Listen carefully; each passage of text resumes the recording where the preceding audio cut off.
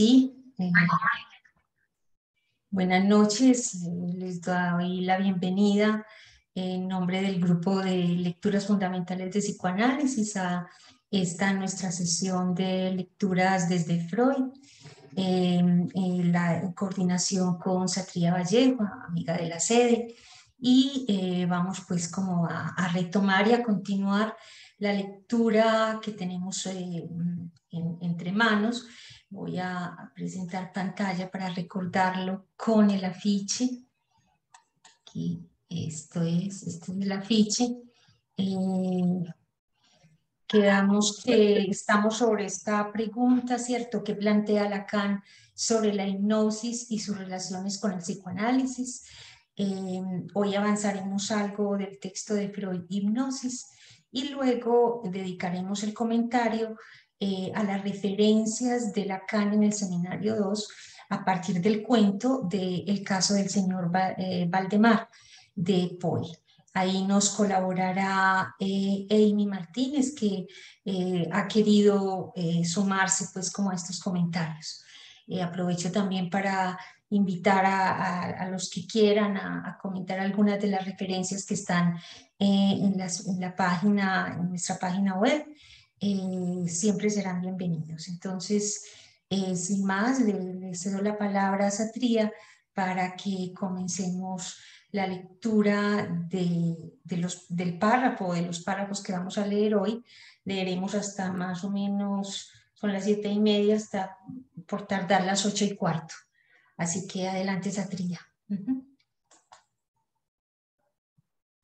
Bueno, entonces voy a compartir la pantalla y si se animan a leer, muy bueno.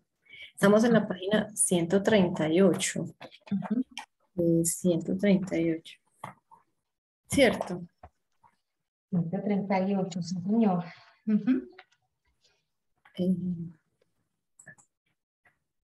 Si recordamos un poquito de la ocasión pasada, yo creo que lo más importante era como esto que nos queda de la actitud de Freud respecto al tratamiento, y es esa regla de no imponer ningún tratamiento hipnótico a enfermo alguno.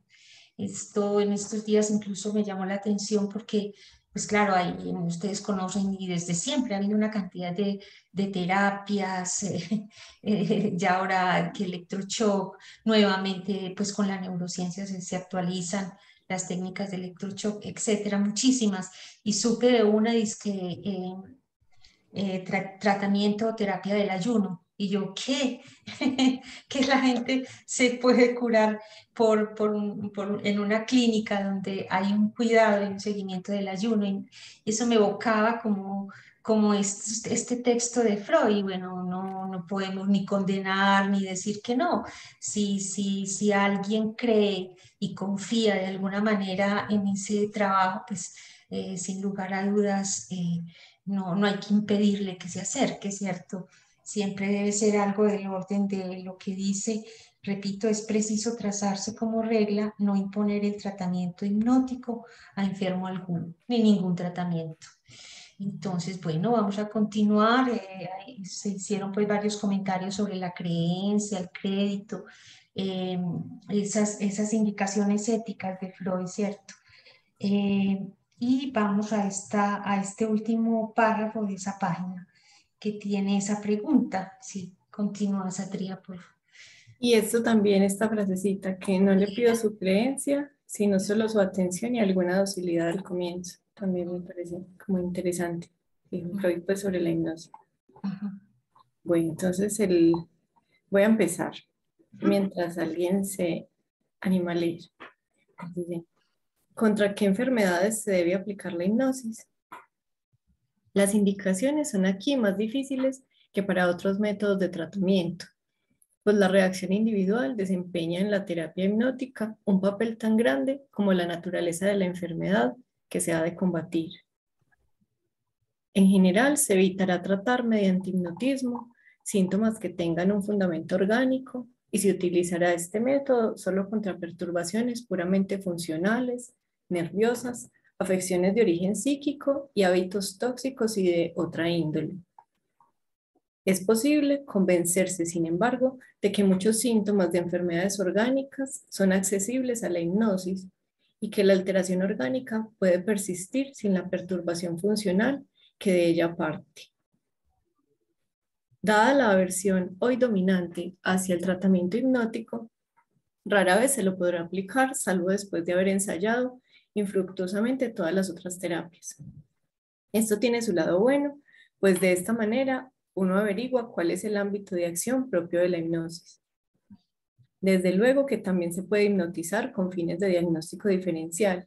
Por ejemplo, si se duda de que ciertos síntomas pertenezcan a la histeria o a una afección nerviosa orgánica. Pero este examen solo tiene algún valor en caso de resultado favorable. Bien. Bueno, entonces devolvámonos, ¿cierto? Como, Ujú. entonces, ¿contra qué enfermedades aplicarla? Mm. Mm, Releemos pues lentamente o hacemos como Sí, comentarios, sí, ¿cierto? yo creo, sí, mejor releamos. De eso se trata, de leer en voz alta. Si no, sí. Entonces dicen, las indicaciones son aquí más difíciles que para otros métodos de tratamiento, pues la reacción individual desempeña en la terapia hipnótica un papel tan grande como la naturaleza de la enfermedad que se ha de combatir. Eso, a ver cómo entendés vos esa frase. Ujú, Entonces, pues dice dos cosas, bueno, tres, ujú, que es difícil como las indicaciones, como saber en qué casos, ujú, y pone como dos variables, la naturaleza de la enfermedad y la reacción individual.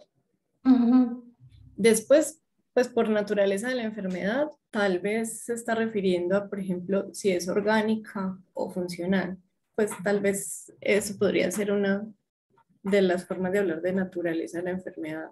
Pues habría otras maneras de hablar de la naturaleza, pero tal vez se pueda referir a eso. ujú. O no Sí, sé. porque realmente es lo que, lo que se ha venido contrastando, ¿cierto? Ujú. Sí, porque también uno podría decir la naturaleza de la enfermedad, por ejemplo, las cosas agudas respecto de las crónicas, Ah, o ajá. bueno, no sé, Que no pero es lo mismo una enfermedad de los huesos, por ejemplo, que una del estómago, ajá, es, según los o una órganos. circulatoria, Ujú. respiratoria, son todas, o ahora las inmunes, ¿cierto? De Ujú, naturaleza distinta, uno podría decir también. ujú, Entonces, bueno, tal vez todas esas cosas que uno podría contrastar, que podrían en unas servir, en otras no, pero tal vez se refiere principalmente a si es orgánica o si es funcional. Entonces, ujú, que eso tiene un papel en la decisión de si se hace o no, pero tal vez más importante o igual la reacción individual. Entonces, como no sabemos la reacción individual, pues no la sabemos a priori. Uno, pues él nos ha dicho que podemos suponer algunas cosas, pero no las sabemos a priori. Por ejemplo, pues ha dicho que de pronto hay algunas personas que uno puede sospechar que sean más sugestionables o más hipnotizables. Bueno, y también que si la persona confía o no. Bueno, como que hay algunas cosas que uno podría tener en cuenta como para predecir, pero no se sabe bien. Entonces, al no saber, también eso hace que sea más difícil como decidir si se hace o no, como la eh, indicación. exacto, que si uno compara como con una afección orgánica, o sea, sabemos que si alguien tiene una infección, la naturaleza de la enfermedad es la infección y que le van a poner un antibiótico, pues en general, ¿cierto? Para un gran porcentaje de la población uno sabe cuál es el resultado, cómo va a reaccionar el cuerpo, ¿cierto? Se apuesta porque en general se va a quitar la infección, pero con la terapia hipnótica jamás se sabe. No hay una certeza de esa reacción individual, no se sabe. Entonces todo es muy incierto, aún en este terreno de la hipnosis. Sí, tan incierto como cuando se empieza un psicoanálisis en general. Y Ujú, aunque se sospeche que la naturaleza sea funcional, tampoco se sabe la reacción individual. ujú, exactamente. Mm, mm, Eh, Y, eso. y puede ser sí, una consideración, sí. Sí, claro. claro. Sí. Yo cuando dice contra qué enfermedades se debe aplicar la hipnosis, yo haría dos lecturas. sea, es evidente que acá cuando Freud escribe, primero que era médico, o sea, estamos en presencia de un médico psicoanalista. Por eso él habla de enfermedades, que es una manera de considerar al paciente que uno tiene al frente. Pero bueno, en ese momento se podía entender que se hable de enfermedades, pero en la actualidad ya sabemos que ante nosotros nos llega un enfermo, que no llega un sujeto al cual en sesión, bueno, se determinará o no más adelante, pero no considerarlo a prima facie de enfermedad, digamos, que es una postura esa de cómo ver a un sujeto que llega ante nosotros, ¿no? Pero calculo que esto en el tiempo, después, tanto Freud no ha llegado a leer tanto, o con Lacan ya queda un poco más claro. No hablar de enfermedades, sino directamente de subjetividades. Ya, ok, sí. En general se está como planteando esto en la medida en que pues obviamente se considera que un síntoma es de alguna forma la manera como un sujeto encontró una solución a algo del orden de un conflicto, algo de una encrucijada en la que ha vivido, ¿cierto? Con la que se ha encontrado. Pero también me he quedado pensando mucho, Luis Bernardo, o sea, en la clínica no podemos, uno entiende, ¿cierto?, que un síntoma es una solución, pero hay grados, hay límites y hay situaciones que son realmente patológicas y que requieren una intervención, así sea en el ámbito de la palabra. O sea, donde uno encuentra que hay, y estos son como cosas para ir pensando y poniendo sobre la mesa en las lecturas y en las conversaciones y comentarios que hagamos, ¿cierto? Eh, hay tratamiento, hay alivios, hay curación, o sea, uno después de una intervención analítica encuentra que hay otra actitud, que puede haber otra actitud en el sujeto y que uno podría decir que es algo del orden de la salud, ¿cierto? Yo no soy como tan radical en pensar que entonces se quitó toda enfermedad, ¿cierto? O que no, yo pienso que me ha tocado, ¿cierto? Atender situaciones muy delicadas, situaciones muy límites donde uno dice, pero sí, aquí hay algo que no podemos condenar porque se le llame o se le califique de patológico, pero en realidad le está haciendo mal al sujeto. Y entonces la clave está en lo que nos enseña Freud, que para mí ha sido muy valioso hasta ahora y en el texto anterior, y es esa diferencia entre el tratamiento y la cura. Ese es distinto, ¿cierto? Ante el malestar, nosotros intervenimos tratando de facilitar las condiciones para que la cura se dé. Lo que sí está claro desde aquí, desde 1890, es que el que cura no es el médico, el que cura es el mismo paciente, él es el que encuentra la vía, la curación. Nosotros lo único que hacemos es facilitar las condiciones para que él encuentre una salida más saludable, más vivificante en el orden del goce, si se puede decir, menos mortificante. Entonces, en ese sentido, me parece que sí hay un cambio, si no lo hubiera, pues entonces no habría, no tendría ningún valor una intervención, ¿cierto? Porque todo vale, pero sí hay cosas que hacen sufrir.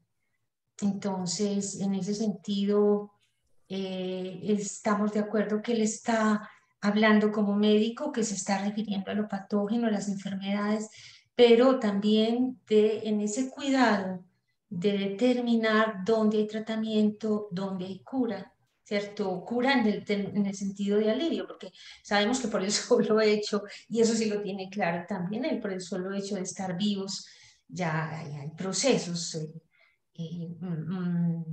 De la muerte en el cuerpo, inevitables. Por eso no hay cura definitiva, ¿cierto? Sí, pero interesante ese comentario, Luis Bernardo. Muchas gracias. Tenemos que pensarlo bien. Y yo Bueno, creo que Luis les... Bernardo dijo como que ahí se podrían entender dos cosas y no sé si las dijo las dos. Ah, sí. Luis Bernardo. pues en el sentido de la enfermedad, los enfermos o los sujetos y... Sí, sí, a ver, estoy rebobinando lo que pensaba, pero sí, Ajá.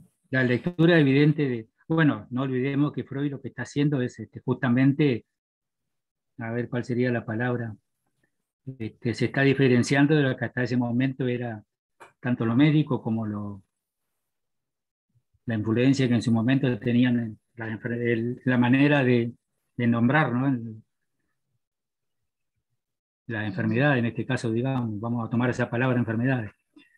Pero no, yo claro, yo en la actualidad, como que prevalece lo subjetivo. Si bien sabemos que no hay una subjetividad sin un cuerpo, o sea, Ujú, ¿cierto? Si hablaríamos en todo caso de algo somático, digamos, pero ujú. ya igual estaríamos haciendo una conjunción ahí Exacto. de dos Ujú, tipos de conocimiento. ujú. Que van a venir Yes. enseguida, sí, continuemos la lectura, porque ahí van a venir, creo. Ujú. Entonces dice, en general, ¿sí se me escucha bien? Sí, sí. En general, se evitará tratar mediante hipnotismo síntomas que tengan un fundamento orgánico y se utilizará este método solo contra perturbaciones puramente funcionales, nerviosas, afecciones de índole psíquico y hábitos tóxicos y de otra índole. Y yo quiero continuar hasta el otro punto. Ujú. Es posible convencerse, sin embargo, de que muchos síntomas de enfermedades orgánicas son accesibles a la hipnosis y que la alteración orgánica puede persistir sin la perturbación funcional que de ella parte. No es fácil entender eso, ahí Tría, contarnos vos, a ver cómo desenredamos esto. No, a mí me encanta esa parte, me parece A como ver, tan interesante, sí. porque él está diciendo, bueno, uno podría pensar, o en general dice, en general, se evitará tratar lo que no, pues lo orgánico, ¿cierto? Lo que es puramente lo que es la tuberculosis o una Ujú, infección, bueno, la tuberculosis es una ujú, infección, ujú, o la hipertensión, una falla cardíaca, bueno, ujú. así, una cosa puramente orgánica, se evitará tratar con hipnosis y más bien se reservará el método para lo funcional. Entonces ahora aquí habla puramente funcional, nervioso, infecciones de origen psíquico, hábitos tóxicos, también me parece como, pues, no sé, de pronto a pensar el por qué desglosa así y nos dice solamente puramente funcionales. Funcionales y pues sí, que es que mencione, como que resalte estas otras cosas, Ujú. nerviosas, de origen psíquico, que parece pues que está hablando, no sé si son sinónimos, como que me parece interesante pensar si Que uno estos son dijera, sinónimos. exacto, que uno dijera que está todo en el mismo saco, pero no. No, Mm. no sé, a mí me suenan a sinónimos, pero tal vez no, pues porque si no, pues de pronto no los diría, o de pronto son sinónimos, pero a resaltar, resaltar Ujú. el carácter de nervioso o el origen psíquico. Porque Ujú. bueno, decir que una perturbación es funcional, no sé si es lo mismo decir que es de origen psíquico, tal vez no, no sé. Y bueno, hábitos tóxicos Ujú. y de otra Bueno, índole. buenas noches. Buenas noches. Hola, mucho gusto, Omar. Oh, Hola, Omar. Es que sí me llama mucho la atención de que, bueno, ahorita como se está volviendo a releer, siempre es bueno la relectura, ujú. de que, como bien mencionó Luis Bernardo, en ese momento, bueno, me gusta a mí ubicar mucho a Freud en ciertos momentos. Cuando empieza a escribir pues, tomo 1, tomo 2, que es prácticamente habla sobre hipnosis o trabajo sobre histeria, es que todavía se encuentra muy permeado sobre el discurso médico y hipnótico de Charcot. Entonces, desde Charcot o desde haber estado con Charcot tenía ya esta pequeña desambiguarse de la hipnosis, que en el tomo 2 es cuando tiene la problemática que dijo Satría, que dijo la resistencia a la hipnosis. Cuando Freud tiene la problemática de la resistencia a la hipnosis es cuando empieza a poder articular algo diferente, que desde aquí nos está diciendo, hay un origen psíquico, es puramente bueno, eh, hay los nervios y las perturbaciones puramente funcionales, o sea, nos está hablando de tres cosas que se pueden hipnotizar, o bueno, que podrían hipnotizarse desde un punto de vista médico todavía Bueno, no sé cómo lo manejen ustedes. Sin embargo, es como los primeros prepsicoanalíticos, ¿no? De que decían que Freud se dividía como en dos partes, de donde ya hablaba de psicoanálisis y algo todavía textos prepsicoanalíticos. Sin embargo, esta posibilidad de que todavía Freud aquí nos está ubicando en un momento totalmente todavía como que coincido con Luis Fernando, médico queriendo dar algo más. Entonces, este origen psíquico que tiene aquí subrayado este Satria, se me hace como muy interesante porque desde aquí nos empieza a decir hay algo diferente a la bestia negra que le llamaba la medicina, a la histeria en aquel preciso momento. Sí. Mm, yo estaba queriendo, sí, esa dimensión. Lo que pasa es que hay en este texto es de 1891 y antes tenemos tratamiento psíquico, tratamiento del alma, donde ahí Freud va muy despacio en esas relaciones entre el cuerpo y el alma. Y es ahí donde va a situar ese campo nuevo que se va a abrir a partir de lo que la hipnosis enseña, ¿cierto? Ese campo que es el de la palabra fundamentalmente. Entonces, estaba buscando porque creo que sí, hay un lugar al principio de ese texto, sí. Si tienen la posibilidad de tener el texto en la página 117, eh, hace esa referencia. Va a decir en la página 117, eh, te querés devolver a esa tría Ahí eso, la estoy. investigación, que ahí él empieza a deslindar la dimensión corporal de la dimensión anímica y tiene esta clasificación que de pronto nos ayuda a entender esto que está retomando acá, ¿cierto?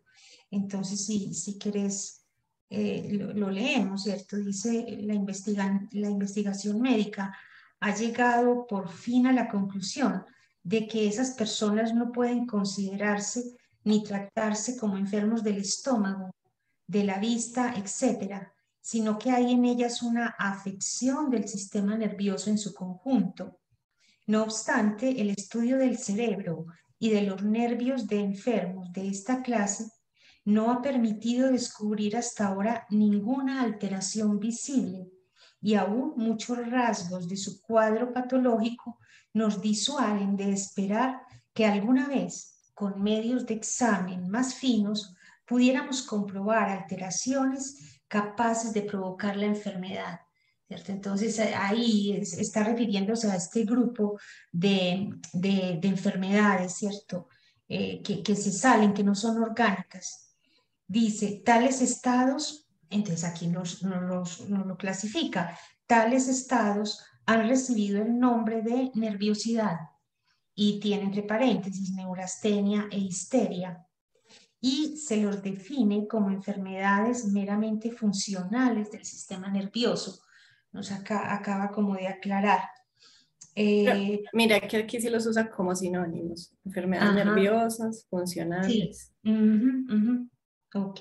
Y dice, por lo demás, la indagación en profundidad del cerebro, es decir, tras la muerte del enfermo, ha sido infructuosa también en el caso de muchas afecciones nerviosas de carácter más persistente y en aquellas que presentan solo signos patológicos anímicos, las llamadas ideas delirantes, ideas obsesivas, insania.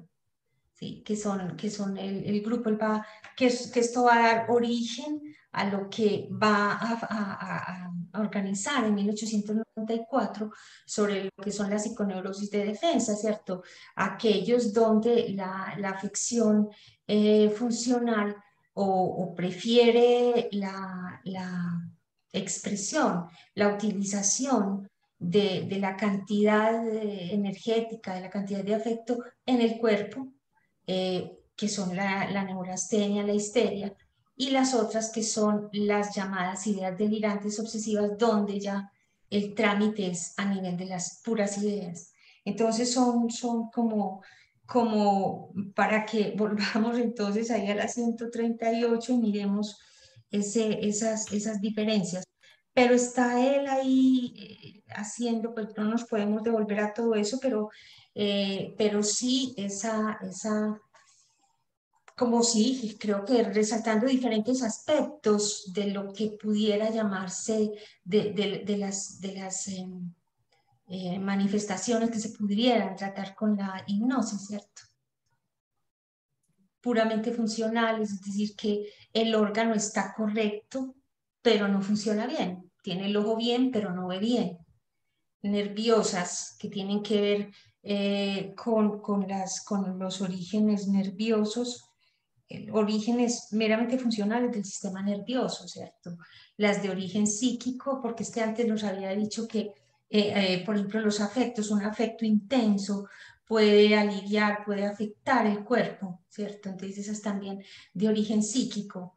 Los hábitos tóxicos, sabemos las adicciones, y de otra índole, imagino que se referirá a las llamadas ideas delirantes, o sea, es decir, donde los signos patológicos son solamente anímicos, ¿cierto? Ideas delirantes, ideas obsesivas, insanía, tiene ahí como ese abanico. Pero seguí que lo que sigue va a complicar la cosa, me parece que da una vuelta ahí muy singular. Sí, sí, si cualquiera le dan ganas así de intervenir, como lo han hecho, muy bueno.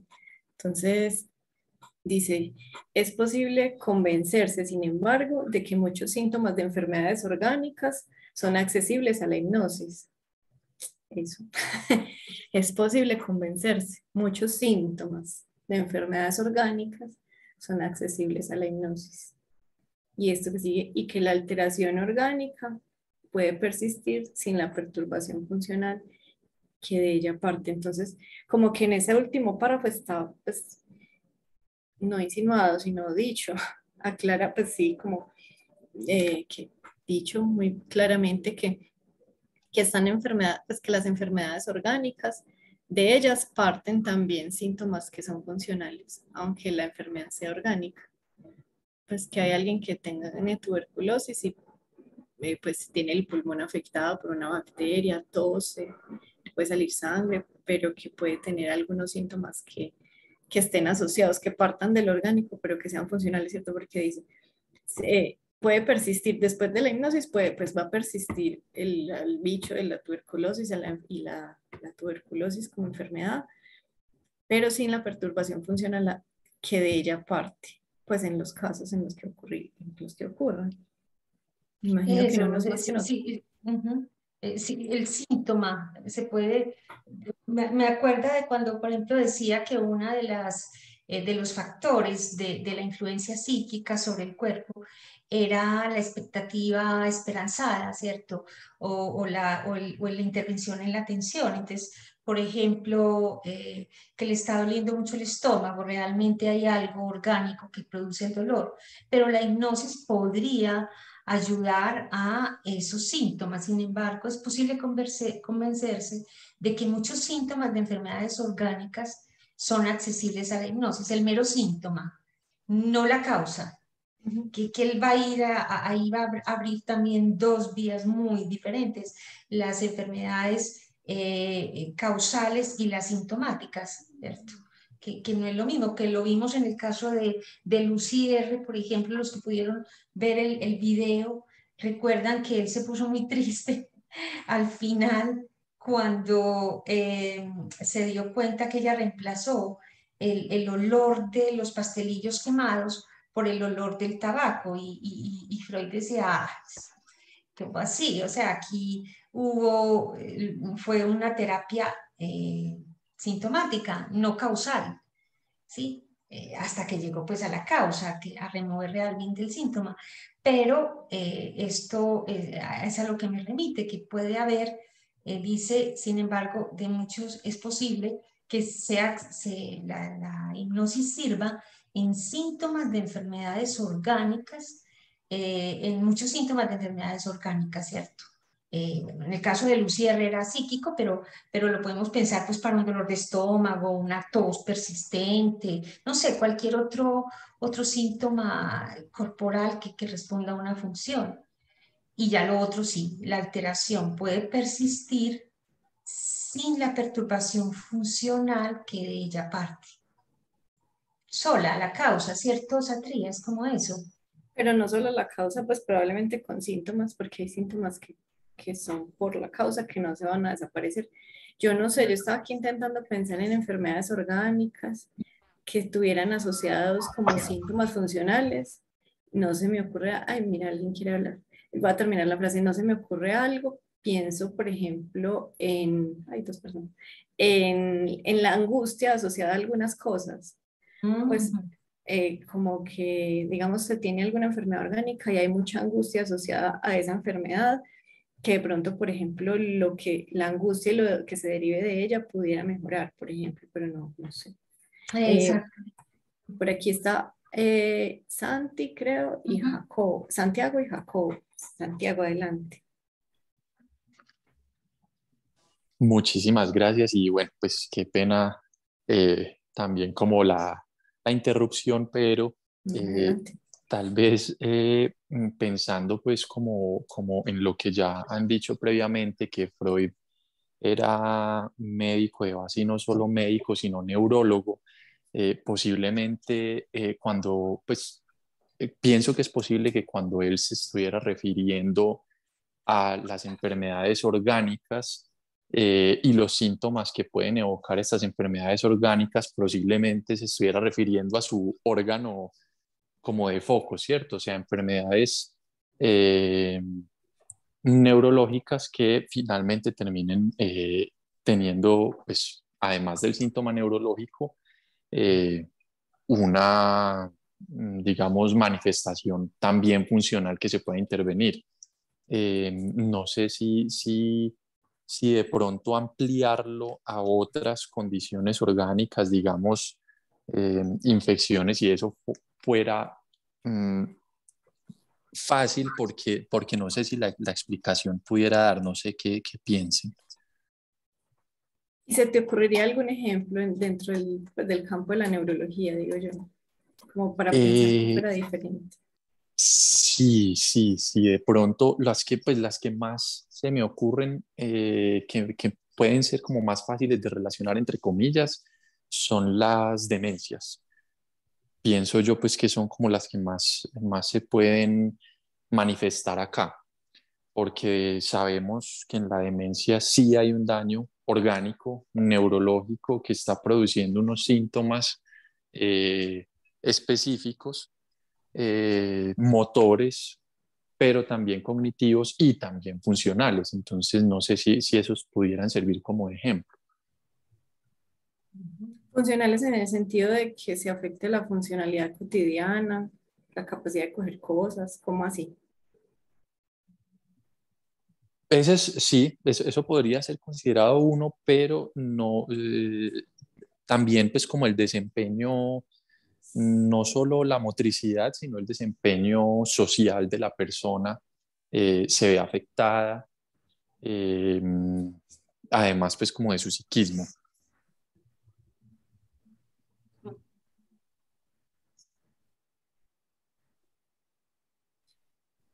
Y bueno, Jacobo, muchas gracias.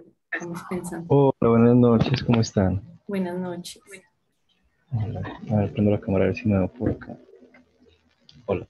Hola. Bueno, yo estaba pensando en esta última frase precisamente acerca de que muchos síntomas de enfermedades orgánicas son accesibles a la hipnosis, pero que persiste lo orgánico y que el síntoma se desvanece.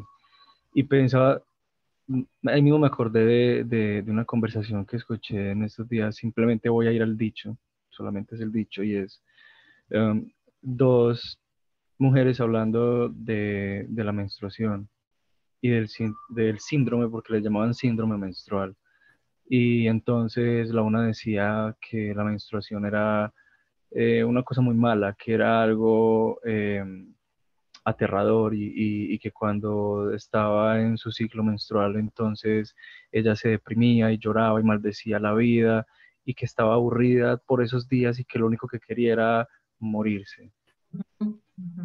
Y contrastando con ello, la otra mujer decía lo contrario. Ella decía, sí, pues es doloroso, puede dar cólicos, las hormonas están alborotadas, puedo estar triste. Sin embargo, me disfruto el síndrome, lo que usted llama síndrome menstrual, porque, me acuerdo que ella decía, porque eso la hace sentir que es mujer ella toda, porque en ello ella se encontraba como toda mujer y que eso la hacía sentir identificada a su género y a su sexo, etcétera, etcétera. Entonces pensaba en esta afección, como en esto como si fuera una afección, que no es una afección orgánica, pero que en una hay un síntoma claramente establecido que devienen las ganas de morirse, y en la otra, en cambio, su vía de salida es sentirse toda ella mujer a partir de la menstruación. Eso era como todo lo que me recordaba esta frasecita. Está súper bueno eso. Sí. A mí se me Porque ocurrió sí, otra. Dale, sí, dale. No, pero nada, pues no tiene que ver, pero que a veces la gente va a consulta pues por cosas, por perdón, hay muchos que no saben que esa tría es médica, entonces aprovechamos lo que nos cuenta al respecto. Sí, contá. que a veces la gente va a consulta y entonces van, bueno, cuentan alguna cosa y después dicen como, ay, ya me alivié, pues ya como uno sale aliviado con solo venir, pues por ejemplo eso, que Exacto. pues, Exactamente, ese trabajo es aquí donde Freud, en estos textos, que Freud está dándose cuenta de esos efectos de la palabra sobre las afecciones orgánicas. Creo que eso es muy importante para diferenciar el órgano de la función. Por ejemplo, recuerdo, ¿cierto? Lo que decíamos, el órgano puede estar perfecto, ser los ojos no tener ningún problema. ¿Y qué es lo que ocurre cuando vamos al médico, ¿cierto? Tenemos un dolor muy fuerte. Lo primero que hace el médico es un examen para mirar si hay alguna causa orgánica, ¿cierto? Que esté afectando. Ese es, digamos, así la cuestión orgánica como la logro entender. Es un real del cuerpo, o sea, si lo vamos a decir en términos retroactivos desde Lacan, es el real del cuerpo, que está ahí, que nos interroga qué es, ¿cierto? Pero otra cosa es cuando ya ese real es atravesado por las palabras. Ese es otro asunto, como las palabras se hacen cargo en cada uno, de ese real. Entonces ya ahí la función que pueda cumplir el ojo, que es simplemente ver, se afecta, porque pudiendo ver normalmente, a veces hay cosas que se le escapan, por decir algo, ¿cierto?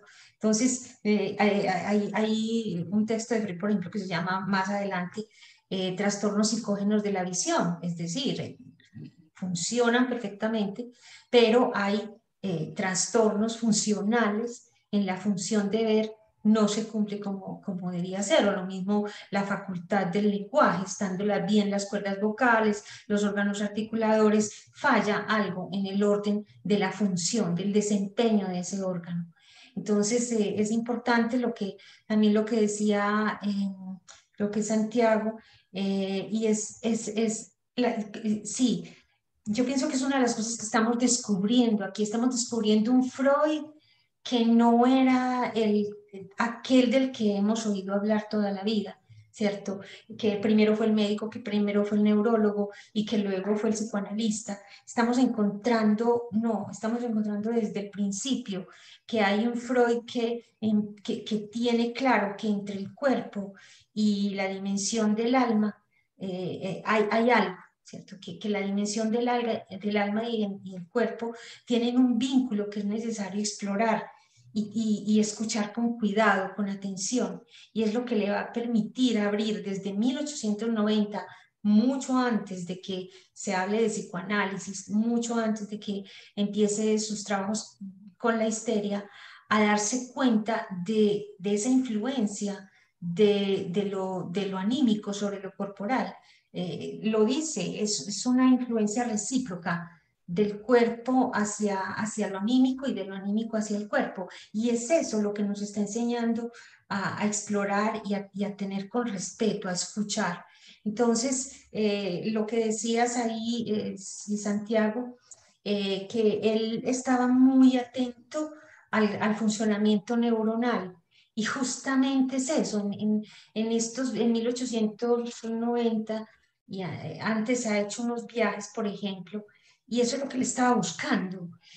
¿Por qué las afecciones nerviosas que tendrían que ver con el desempeño del sistema nervioso, muchas de esas afecciones, cuando la persona moría, no había ninguna huella de trastorno orgánico en términos de ese sistema nervioso? Y eso es lo que él nos transmite en este texto de 1890 y lo que le va a permitir plantear lo que está planteando aquí, ¿cierto? Ese desencuentro entre la función, entre el órgano y la función, ¿cierto? Que está absolutamente maravillado,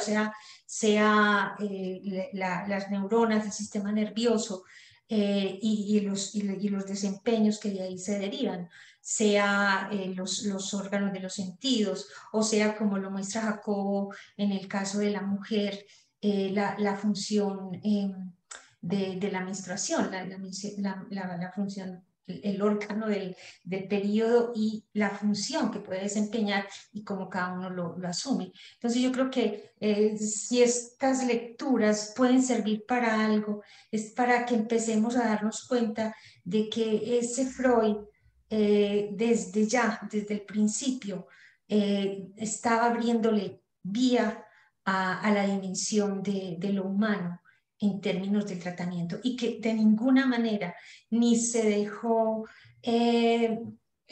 nunca se dejó llevar por la dimensión solamente orgánica del cuerpo, ni por la dimensión solamente de la palabra, sino que siempre estuvo atento, investigando esa relación recíproca que se daba entre las dos. Entonces ahí, cuidado, para que no, digamos así, rectificamos un poco ese discurso que se transmite incluso en las universidades.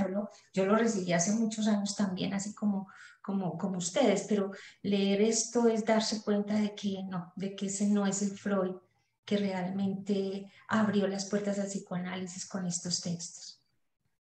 Sí. Sí, perdón, solamente algo chiquito. Escuchando los aportes de todo lo que he escuchado de los panelistas, pienso que la palabra clave acá es método. En este momento yo pienso de la historia, Freud está buscando un método, justamente para adentrarse en ese camino que usted dijo, de esa diferencia que él ya visualizó entre el cuerpo y el alma. Posteriormente, ya sabemos por las lecturas anteriores que en algún momento él descubre, vamos a decir, en la búsqueda de ese método, la importancia de la palabra. Y es donde finalmente él a lo mejor va a optar por la palabra. Y nos va a dar a nosotros, los que estamos en esto, el método que actualmente es la asociación libre, que tiene que ver con la palabra, ¿verdad? Exactamente, es lo que está buscando, y que se da cuenta que la hipnosis le muestra esa dimensión, esa influencia de la palabra sobre el cuerpo, que le permite decir lo que está planteando.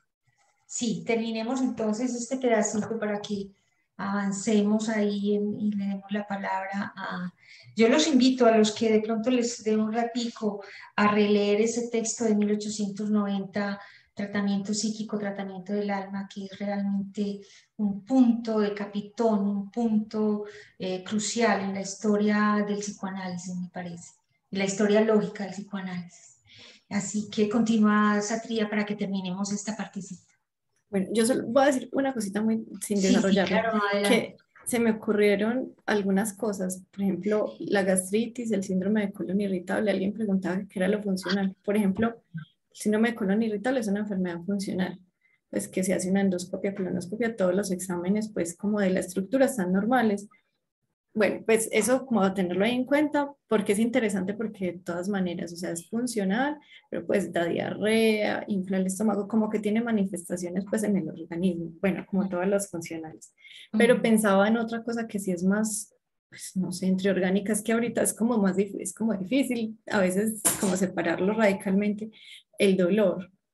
Pues que el dolor, por ejemplo, en enfermedades, por ejemplo, de la columna, por ejemplo, la fibromialgia, que se considera como otra enfermedad funcional, como también, bueno, que ahora se le llama así, pero el dolor, por ejemplo, los problemas de columna son un problema enorme para los neurocirujanos, los ortopedistas, cuándo operar, cuándo no, porque por ejemplo hay personas con unas imágenes, pues radiografía, resonancia y demás, muy comprometidas y sin mucho dolor o muchos síntomas, y otras personas que casi no tienen manifestaciones pues en las imágenes y tienen muchísimos síntomas. ¿Y qué hacer con eso? Pues ahí sí caso por caso, y es un complique, a veces superan y empeora el dolor. Como, bueno, eso, por ejemplo, el dolor, que es una percepción, como una sensación, que es una cosa como, pues yo no sé, si Sí, orgánica, sí, sí, funcionalmente. sí, sí, Y sí. que de pronto ahí que no es una cosa neurológica, aunque sí tiene pues mucho de neurológico el dolor, pero pues que está asociado a enfermedades que no son neurológicas nomás, que podrían de pronto estar aquí dentro de lo que él dice como lo, lo, lo funcional asociado a una cosa orgánica, pues por ejemplo el Exacto, dolor. exacto. Sí, ya me parece que también estos textos de Freud, a mí personalmente, me han hecho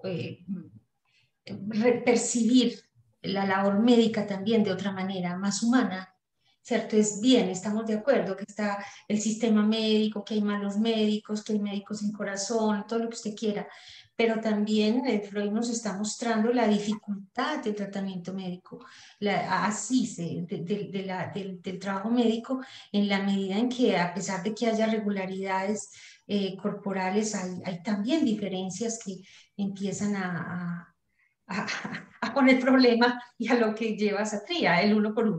Toca aún que sea el mismo grupo de enfermedades, toca el trabajo uno por uno, porque lo que decís de los dolores en la columna es súper bueno, muy ejemplarizante. Entonces dice, dada la versión hoy dominante hacia, eso es más sencillo lo que sigue creo, dada la versión hoy dominante hacia el tratamiento hipnótico, rara vez se lo podrá aplicar, salvo después de haber ensayado infructuosamente todas las otras terapias.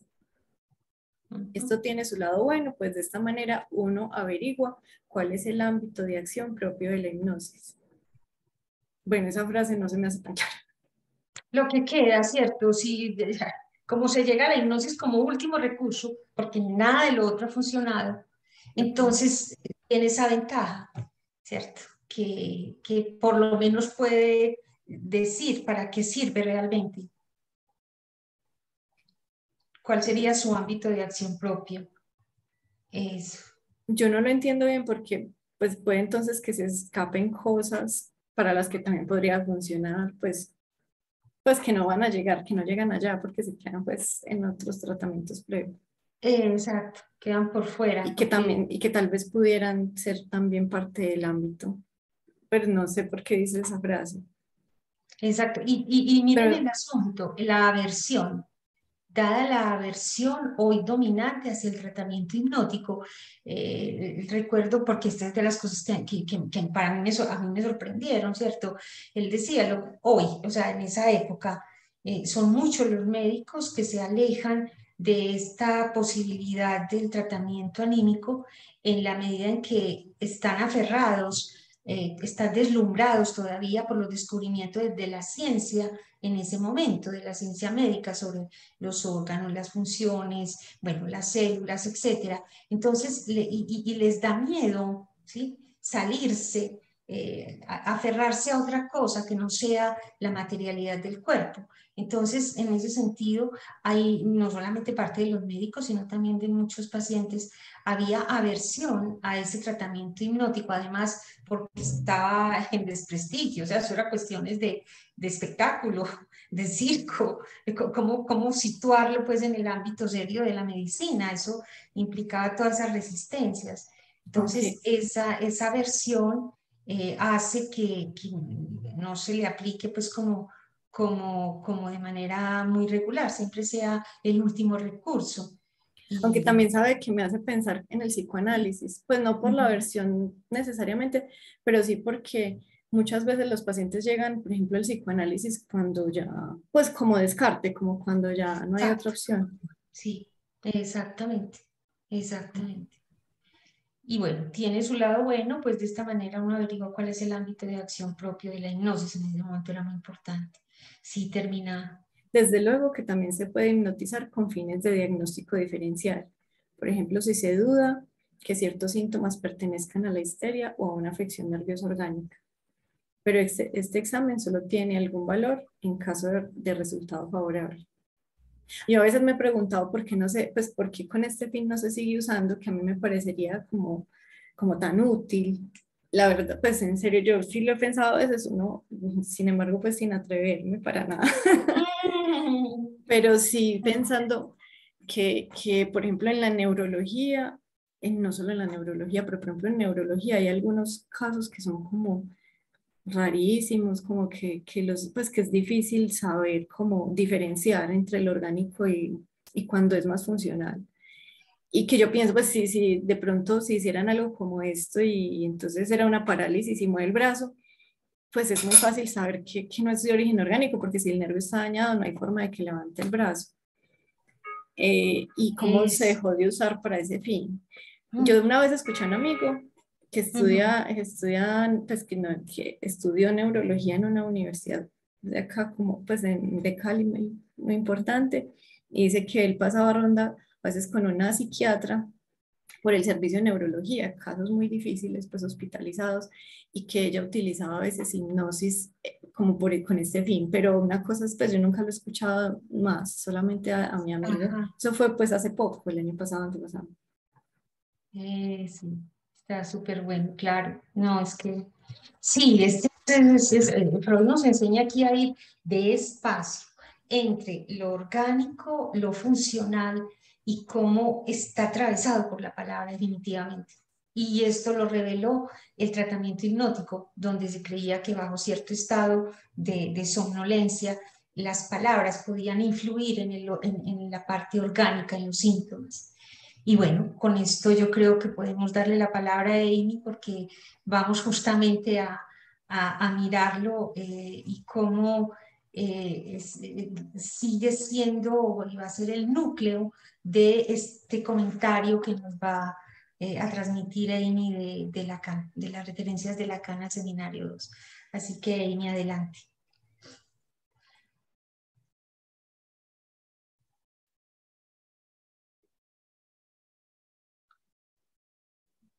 Buenas noches, ¿se escucha ahí? Sí.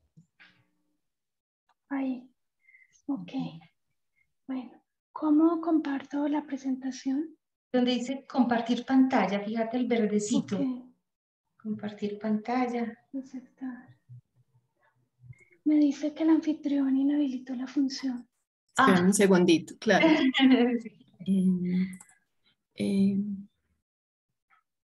Ay, no, esto porque me sale en inglés.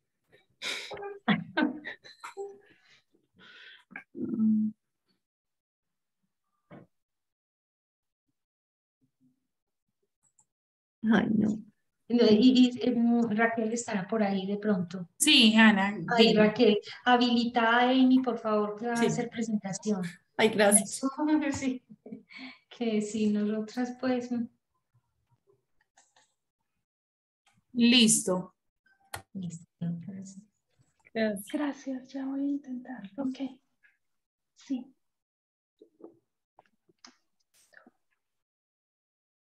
¿La ven ahí? Está empezando.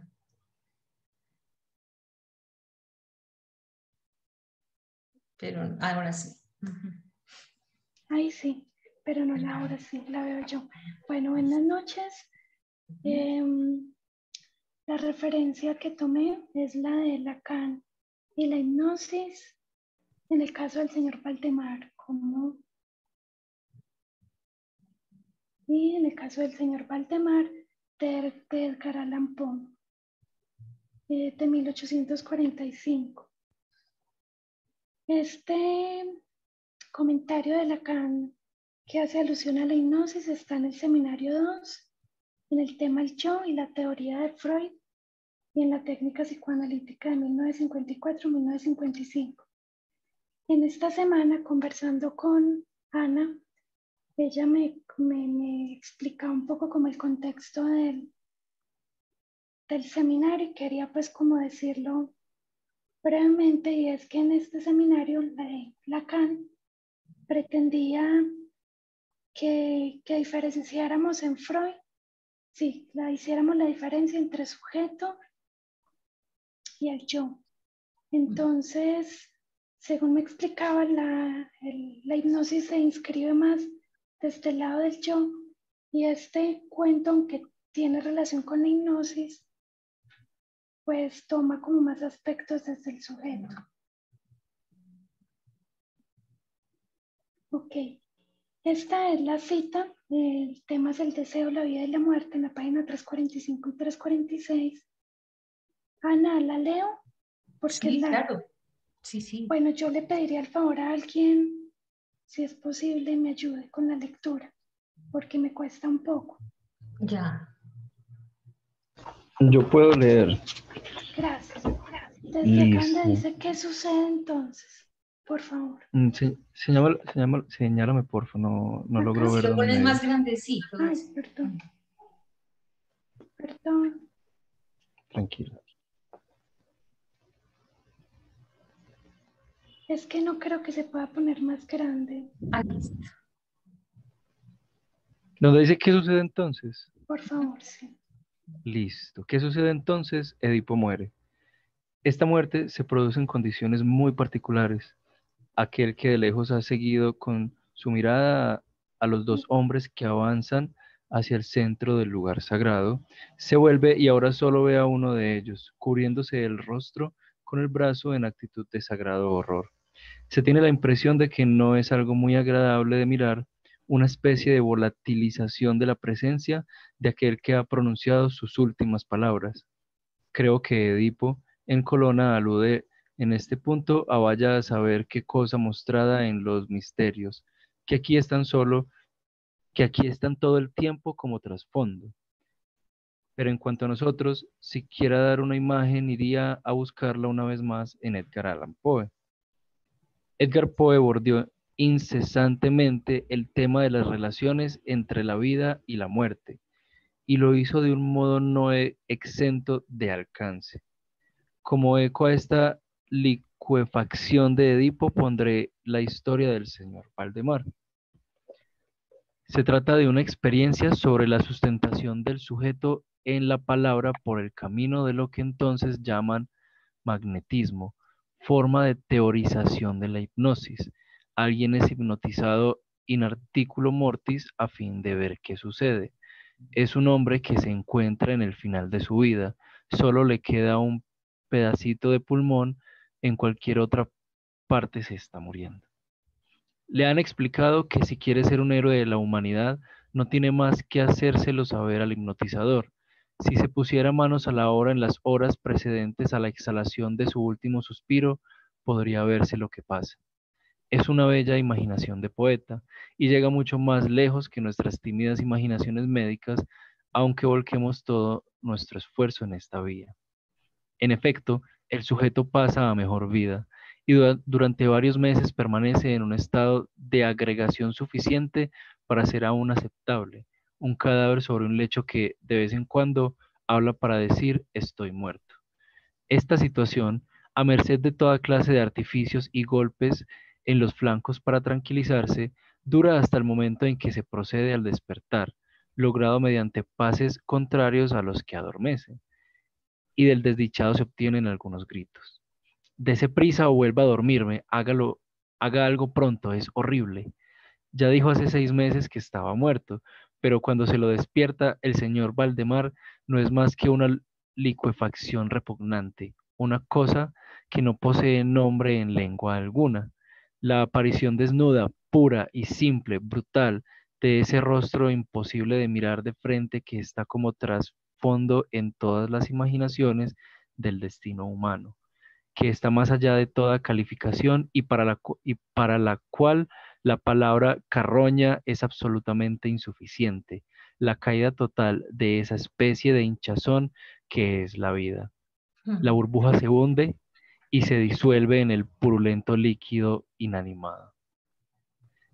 En el caso de Edipo se trata de eso. ¿Hasta ahí? Sí, gracias, Jacobo, Ok. hasta ahí. Bueno, entonces esta es la cita donde Lacan hace referencia al señor Valdemar, un caso, un cuento que se da pues en la hipnosis. Del cuento yo pude extraer como algunas partes que contrasté con lo que ya hemos leído en Freud, desde lo que me acuerdo. Y por ejemplo, hablaba de algunas características del señor Valdemar. Entre ellas, el cuento mismo dice que el señor Valdemar tenía un marcado temperamento nervioso y esto le hacía ser un buen sujeto para las experiencias de hipnosis. Con relación a esto, Freud también dice, precisamente en el texto que estamos leyendo de la hipnosis, que pues muchos dicen que es incorrecto, que los histéricos no son aptos para la hipnosis, pero que al contrario es en el caso de ellos donde se produce tras intervenciones puramente fisiológicas. Adicional, el señor Valdemar ya estaba relacionado pues como con la hipnosis porque en 2 o 3 ocasiones anteriores ya había sido puesto en este estado. Sin embargo, una de las características era que su voluntad no quedaba totalmente bajo la influencia del Dr. P, que es hipnotizador. Y otra es que siempre se mostró interesado y excitado por la hipnosis, sobre todo en la investigación que pretendía hacer el Dr. P en el estado de artículo mortis. Bueno. Yo te interrumpo ahí, Amy, porque me parece tan interesante esto que subraya Poe, ¿cierto? Y que también lo resalta Freud, y es que a pesar de ser susceptible al hipnotismo, había un punto que no, de resistencia, digámoslo así, en el señor Valdemar. Sí. Exacto, sí, no quedaba totalmente a merced del otro. a merced del otro.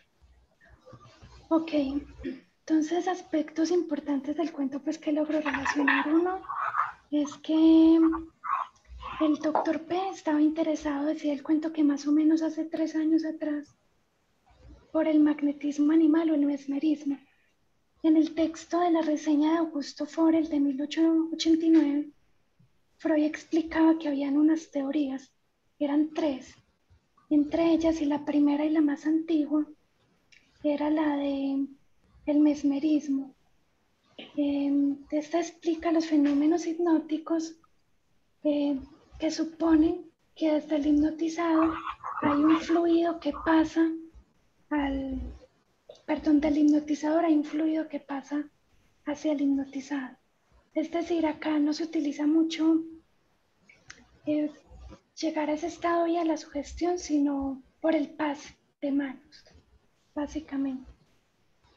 En este caso, entonces, el Dr. P desea saber si en el estado de in articulo mortis, que significa a punto de morir, existía de pronto en el paciente la sensibilidad a la influencia magnética.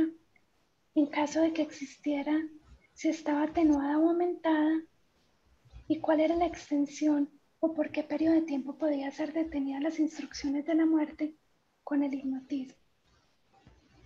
Entonces, bueno, como ya lo dije, utilizó los pases. Primero unos Hay pases. una cosita, una bobadita que me parece tan bonita esa expresión, es que las instrucciones de la muerte.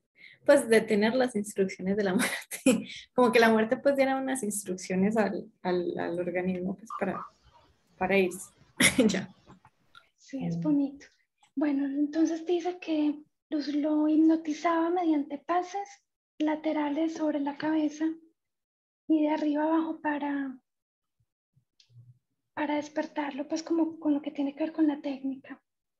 Y la influencia magnética que él veía en el señor Valdemar era que podía abrir y cerrar los ojos, acomodar sus miembros del cuerpo, ponerlos rígidos o incluso seguir con su mano los movimientos de la mano del Dr. P. Esto era una situación que normalmente pues no había pasado en los otros 2 momentos. Es decir, que en esa pregunta que tenía, si estaba atenuado o no el estado de hipnotismo en este periodo, pues se comprueba allí que de alguna manera sí se atenuaba porque pues hacía cosas que antes no, pues así lo entiendo. Y finalmente él accede a la conversación, ¿cierto? Él se piensa en hablar con el señor Valdemar en ese estado. Y esta es pues la conversación, yo la dividí en 3 momentos. El primer momento es como en la agonía, que solo dura unas horas, donde el hipnotizador pues le está preguntando si duerme. Y él inicialmente le dice que sí, que por favor no lo despierte, que lo deje morir así. Tras varias horas sigue indagando por lo mismo, hasta que el señor Valdemar le responde que duerme aún y entra en el proceso de la muerte. Cuando entra en este proceso, pues dura 6 meses, 6 dice Lacan y 7 dice el cuento. Entonces el hipnotizador en el inicio de la muerte le pregunta que si sigue dormido y él le dice que sí, que no, que está dormido, pero ahora estaba dormido, perdón, y ahora había muerto. Transcurridos esos 6 meses, el hipnotizador y los médicos que lo acompañaban en el proceso deciden pues despertarlo. Se demoran todos esos 6 meses para decidir ello. Cuando lo despiertan con los pases que le cuesta mucho al doctor, apenas empieza a dar señales de vida, el hipnotizador le pregunta cuáles son sus deseos. Por tanto, el señor Valdemar ya ahí sí confirma que lo despierten deprisa, pues porque está muerto y lleva 6 meses en ese estado.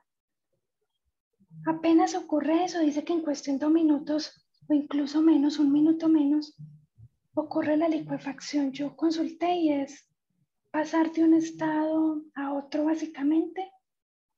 En este caso era de un estado sólido a, pues según la descripción, como a líquido. Él dice textualmente este proceso, el cuento. Al efectuar los pases magnéticos para despertarle, el señor Valdemar grita, muerto, muerto. Su cuerpo entero de pronto, en el espacio de un solo minuto, incluso en menos tiempo, se contrajo, se desmenuzó, se pudrió terminantemente bajo mis manos. Sobre el lecho ante todos los presentes yacía una masa casi líquida, de repugnante, de horrible podredumbre. Entonces, hasta acá, perdón, es como lo que yo logro identificar de lo que hemos visto en la hipnosis sobre el cuento, en el cuento. Y ya al unirlo con el señor, con Lacan, con toda la clase 18, pues encontré que Lacan introduce al señor Valdemar principalmente porque viene hablando de Edipo en una relación de la vida y la muerte, de Edipo en Colona, donde ocurre, según Lacan, una volatilización de su presencia, como lo leyó Jacob al inicio, pues cuando estaba se me fue el nombre del rey de Colona. Edipo en Colona. Bueno, sí, cuando estaba en presencia del rey de Colona y se desaparece causando horror incluso en el rostro del rey.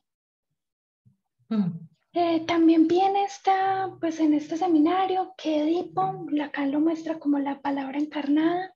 Él dice que con su misma vida y muerte, él realiza la palabra de los oráculos, realiza su destino y presentifica, trae la presencia de la conjunción entre la vida y la muerte. Y en el caso del señor Valdemar, pues dice que es una experiencia sobre la sustentación del sujeto en la palabra.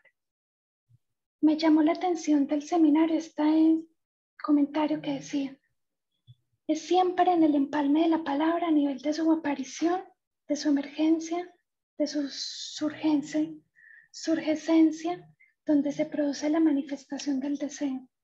El deseo surge en el momento de encarnarse en una palabra, surge con el simbolismo. Entonces, como el texto venía hablando acerca del deseo, la vida y la muerte, pues yo logro traer como ahí, como si la pues yo no entiendo mucho, ¿cierto? Pero lo poco que entiendo es como si el deseo tuviese esas dos caras, pues tiene presente el goce y la muerte, y por otro lado, pues los objetos que nos causan, sí, exacto. Entonces, realmente no sé mucho cómo se une acá el tema del deseo con Edipo, pues sé que está en la palabra y se cumple pues la palabra en Edipo y demás. Pero bueno, es como lo único que puedo traer. Ya quedo atenta a los comentarios de ustedes. Sí, termina de leer la última. Sí. Bueno, listo. Sí. Pues ese fue como un pequeño, sí, una pequeña imagen que puse como para hacerme una idea que me toca seguir entendiéndola. Y esta frase cierra ese capítulo, dice: la vida solo sueña en morir, dormir, soñar quizá, como dijo cierto señor, precisamente en el momento en que de eso se trata. To be or not to be. Bueno, sí, el texto traía un tema con el ser, la falta en ser, pero pues hasta allá sí no me da. No, pero bellísimo lo que extrajiste. Sí. Si alguien quiere Espere, ¿cómo me comentar, salgo de acá? si alguien quiere preguntar, comentar. Felicitar, felicitar a él. Muy bueno el trabajo. Tan bonita, gracias. Bueno, sí, yo le decía a Amy que, o sea, la primera sorpresa, o sea, yo no sé, leer Lacan siempre, o sea, es increíble. O sea, sí, estábamos buscando la hipnosis, lo que decía de la hipnosis, estamos y lo seguimos buscando, lo que dice de la hipnosis en sus seminarios. Pero esto sí fue una sorpresa para mí muy grande, o sea, que vincule el cuento del señor Valdemar de Poe con Edipo en Colona, pues, o sea, eso yo no sé, solo se le ocurre a Lacan, y que lo vincule en ese punto donde nos muestra cómo ambos se sostienen de la palabra, porque es que son 6 meses de hipnosis, ¿cierto? Amy, eso es lo que logro pues ya entenderte, yo lo leí, pero no lo había captado así como lo transmitiste. Es que el señor Valdemar, como Edipo, yo ahí tampoco lo entiendo, que Edipo es radicalmente la palabra, ¿cierto? Es lo que dice, me corregí, sí, lo Es la encarnación de la palabra. Es la encarnación de la palabra. Edipo es la encarnación de la palabra. Es muy difícil que nosotros tratemos de entender esto, pero bueno, por lo menos que eso nos oriente. Edipo es la encarnación de la palabra y en ese sentido va a ser, va a orientar de alguna manera como toda la reflexión de Lacan. Y vemos aquí que lo va a poner en pareja con el señor Valdemar en la medida en que el señor Valdemar se sostiene en la palabra. Si quieres volver a presentar donde poner los diálogos para que veamos cómo efectivamente se cumple eso de que es la palabra lo que lo sostiene. Ahí en artículo mortis, o sea, en el punto de morir, y lo sostiene 6 meses. ¿Qué palabra lo sostiene? Abrilo y veréis. Es impresionante, es increíble. Y es muy bello. Eso. Entonces, los 3 momentos, que también me parece genial, ¿cierto? Duerme usted, bueno, aquí este es el proceso del hipnotismo. Duerme usted, sí, duermo ahora, no me despierte, déjeme morir así, pero es la palabra lo que circula entre ellos dos, como un analizante y un analista. Eso va a ser muy importante porque es lo que, no hay discurso entre ellos, lo que hay es palabra. Y la para palabra, diferenciar, sí, decía Adela. la palabra se repite ahí de morir, muriendo, muero. Y la palabra, Edipo se encarna en la palabra y el deseo se encarna en la palabra. Entonces, como si el deseo, pues estoy haciendo asociación aquí, es como si el deseo fuera morir. Pues, Ajá. Sí, sí, sí, sí, sí. O sea, y Lacan está haciendo referencia a la pulsión de muerte. Esto es un capítulo bellísimo, de Lacan. Pero es eso, o sea, es el hilo de la palabra el que sostiene a este señor durante 6 meses, ¿cierto? Sí, duermo aún, muero, es un diálogo. He recordado mucho el aporte de Luis Bernardo en la primera, pues cuando hicimos el primer comentario que trajo esa expresión de Lacan que el discurso es sugestión, ¿cierto? Y siempre poner, Lacan va, lo que pasa es que a nosotros nos captura la dimensión del discurso, pero para Lacan desde aquí y hasta el final, como lo señaló Luis Bernardo, son dos cosas absolutamente diferentes, el nivel de la palabra y el nivel del discurso. Entonces aquí vemos cómo lo que lo está sosteniendo en la vida es un hilo de palabras, ¿cierto? En estos, después de 6 meses, ¿cierto? ¿Sigue usted dormido? Y él le contesta, sí. No, he dormido y ahora estoy muerto. 6 meses después se procede a sacar al señor Valdemar del trance, dando señales de volver a la vida, y él le dice cuáles son sus sensaciones o deseos, y ya, por amor de Dios, deprisa, hágame dormir o despiérteme deprisa, pero es el diálogo de la palabra, es el nivel purito de la enunciación, es aquí donde se sitúa el deseo o el sujeto, ¿cierto? Que quiero. Deprisa le digo que estoy muerto, ya ahí sí. Y cuando termina los pases, él grita, muerto, muerto. Ese es el último. Y es lo mismo con Edipo, que pronuncia sus últimas palabras. Habría que releer Edipo en Colonna, es muy impresionante, ¿cierto? Como de principio a fin Lacan va a darle esa función de palabra, de encarnación de la palabra Edipo. Entonces, no, buenísimo el asunto, y bueno, yo le comentaba a Amy sobre este contexto, este esfuerzo, este recorrido de Lacan. Ahora soy yo la que voy a presentar. eh, Hay una cosita, Sí, sí, pero Sacría, pues eso, no, no es comente, nada, pero comente. solamente que a mí me pareció como muy bonito cuando dijo lo del poeta, pues que digamos que más allá sí, como es que no me acuerdo la expresión, como más allá de los esfuerzos médicos, de lo corto a lo que podemos llegar, como pues es toda esta imagen como de hipnotizar al moribundo. Y entonces, porque digamos que los médicos le habían dicho que tenía un día de vida, como menos de 24 horas, entonces él había quedado de llamar al hipnotizador cuando le dijeran que ya le quedaba un día.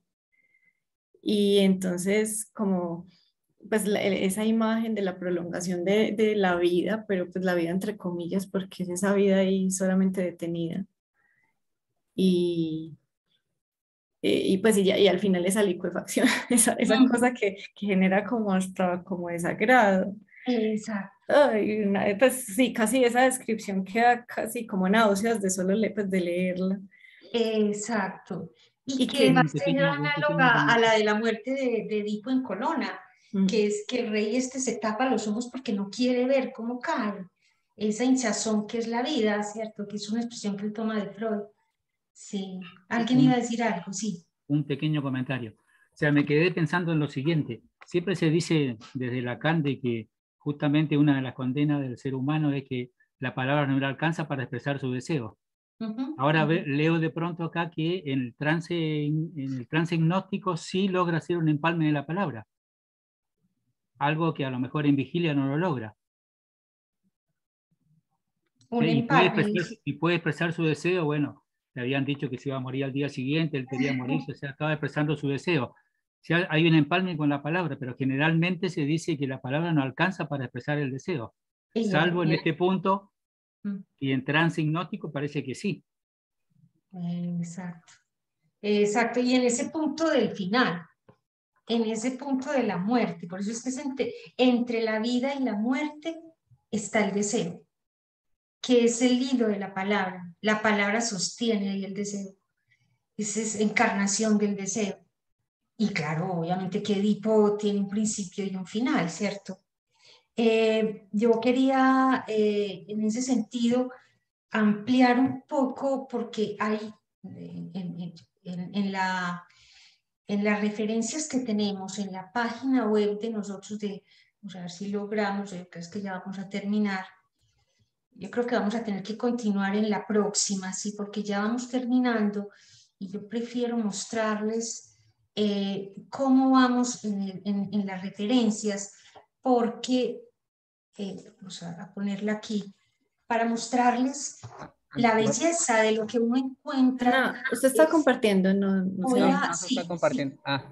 listo, ya voy a ponerlo. En lo que compartes, bueno, igual voy comentando como cositas Sí, que sí. se me vinieron a la mente. Hacele, sí. Porque precisamente en este seminario 2, Lacan se mete como en mucha problemática. Se mete en la problemática del yo y dice, bueno, ¿cómo podemos hablar de una estancia tan mentirosa como el yo, sabiendo que el yo es síntoma? Y eso lo dice desde el seminario 1. Entonces mete el ramillete invertido, el estadio del espejo, que pues por eso ahorita cuando releí se me hizo muy curioso que tomara precisamente en ese seminario 2 textos de Poe. Toma al señor Valdemar y toma la carta robada.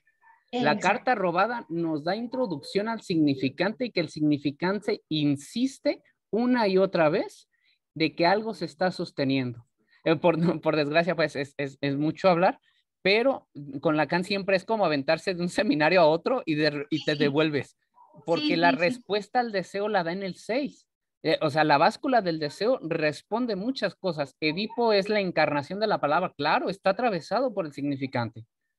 Está atravesado por el significante, si no, ¿cómo se vuelve un sujeto? Entonces, si bien es cierto que esta báscula del deseo nos da un poquito de más respuesta, digo un poquito más porque pues ya si uno ve los seminarios, de repente va al 9, va al 11 y dices, oye, primero me dijiste una cosa y te tienes que como ir de un lado para otro, ir entre la marea de Lacan, la verdad es, te tienes que aventar, regresar y luego volver. Porque ya en el 24 está hablando, es que es la letra lo que está incidiendo y dice, a ver, espérame, mejor me regreso a donde hablabas de significante todavía. Pero esa era... Omar, ¿sabes qué? Es justamente lo que descubrimos con estas referencias y a lo que los quiero invitar en la próxima semana, dentro de 15 días, y es que obviamente es lo que vos decís. Lacan va haciendo movimientos respecto a su enseñanza, va mirando un ángulo, mostrando otro, pero hay un hilo que se sostiene de principio a fin, y es esta relación entre la dimensión de la palabra y la dimensión del discurso, que va a estar aquí planteado en el registro de la hipnosis, ¿cierto? El yo, voy a ponerlo acá, ay, no presenté pantalla, les voy a mostrar el plan. El plan es esta es. Para que si alguno se anima, ¿cierto? Como para mirar cómo vamos en el comentario. Entonces, comentamos las citas del seminario 1 que nos dio origen al video de Lucy R. Y estas son las del 2 que estamos comentando. La del señor Valdemar y del cuento de Poe, que es el de hoy, y que vincula la palabra con el espejo. Él va a hablar de la hipnosis y del espejo. Pero entonces yo los quiero invitar a que lo comentemos en la próxima sesión, porque nos va a dar un vuelco precioso desde la carta robada, desde el señor Valdemar y desde la dimensión de la tragedia, ¿cierto?, que encarnan Edipo y Valdemar, a la dimensión del chiste, a la dimensión de la comedia. Y nos va a presentar cómo la relación del hipnotizador con el hipnotizado, representan el yo, representan la dimensión del yo, que es lo que quiere diferenciar respecto al nivel del sujeto, ¿cierto? Entonces, en el nivel del sujeto está la palabra y en el nivel del yo está el discurso. Y eso no lo cambia él.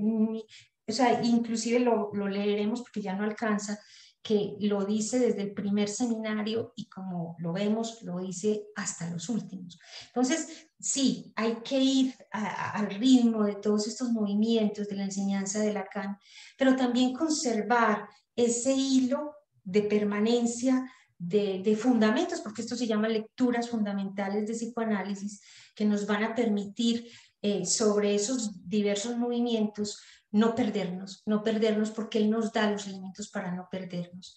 Entonces, bueno, ya dejando aquí, los invito para que en la próxima retomemos, leeremos la parte que sigue, que es sobre si intervienen varias personas en el hipnotismo, y vamos a detenernos un poco en la referencia que hace del espejo y cómo pasa a la comedia, y nos vamos a divertir con algunos elementos donde yo creo que son inolvidables para encontrar esa relación entre la palabra y el discurso. Es No, y decir, hay alguien, yo y el sujeto. hay Sí. alguien que lo va a hacer, o lo haremos en conjunto. No, no hay, por ahora no hay nadie, pues nosotras, y si alguno quiere, vamos a volver a reenviar la lista por si algunos se animan, vienen después las referencias al seminario 5, o sea, pueden ir preparando desde ya, pero yo sí, yo preparo la del espejo porque sí, Y si alguien quiere, pues puede alzar la manita en estos días. Claro, también. nos escribe, la pueden leer porque ahí queda la referencia, ¿no? Y ustedes no se imaginan que en una de esas, en una referencia, él habla de la sugestión, él dice que está sugestionando al auditorio. Bueno, todo eso lo leeremos en la próxima vez y nos divertiremos ya con la dimensión del yo en el registro de la hipnosis. Bueno, muchísimas gracias, ha sido un placer estar. Gracias. Gracias. A ustedes, muchas gracias. Muchas gracias. Buenas noches. Gracias, hasta luego. Gracias,